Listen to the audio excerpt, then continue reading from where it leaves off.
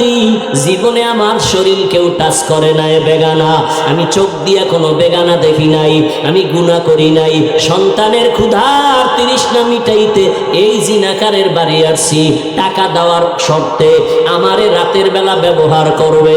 আমাকে রুমের মধ্যে যখন ঢুকাইছে আমি কান্না শুরু করে দিছি আল্লাহর আযাবের ভয়, আল্লাহর আযাবের ভয়।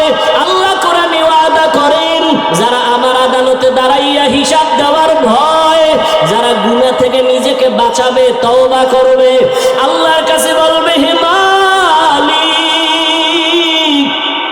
আমার মতো গুনাহগার কেউ নাই, আজকে থেকে তওবা করলাম, আর চোখের গুনাহ করব না, জবানের গুনাহ করব না, হাতের গুনাহ করব না, অন্তরের কল্পনায় গুনাহ করব না।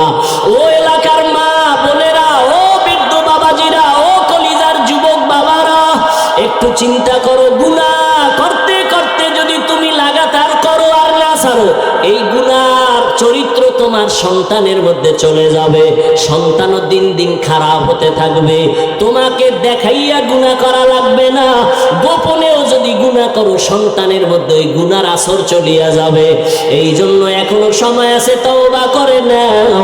ও পর্দার আড়ালের মা